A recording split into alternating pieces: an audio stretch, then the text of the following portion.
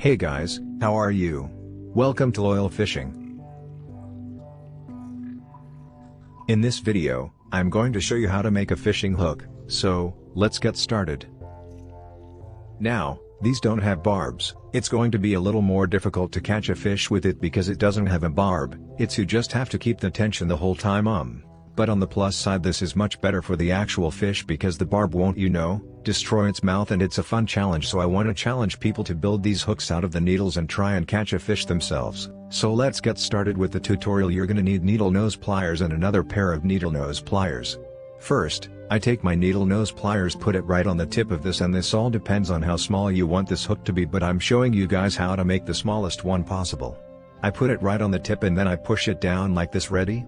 And I start to turn it inwards, like this. You see how it's angled now 90 degrees? Do you see that?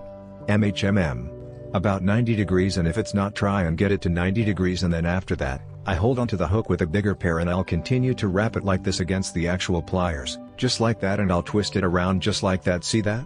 You've got to be careful not to go too much. It's easy to go too much, and then once you turn it, look at that, an offset hook right there. But that's the easy part. Making the hook is the easy part. That's a little one. You can make a bigger one by bringing it up a little bit more instead of having it straight at the tip right here. Bring it maybe a quarter inch up, make that 90 degrees, and then once you have that 90 degrees, you want to bring the tip, you want to bring this tip to probably like right here. There we go, look at that one. A lot of different variations you can make. This one's a little bit more rounded compared to like this square bottom right here. I think the rounded ones would be a little bit better. Okay, now let me show you how I make the eye, this part. First, with these specific ones I can just crush the ball off and the ball will come right off, see? Then this is the difficult part. This is what I have the most trouble with, is how do I make this eye? Do you wrap it around like this one? Look at that. Should I wrap it around? Should I just make a little standard loop like this? Or will that not hold? But then I realized that I'm catching small fish on this. I don't need it to be that strong. A wrap is almost unnecessary. So I can just do a little loop, and I do that in a really similar way where I pinch it and then I roll it around like that. You see that? There we go. Really simple. I hope I'm giving you guys some ideas. Here again, this is not the only way to do it. This is my $1 DIY way to do it, so experiment with different ways. I think this one would work pretty well.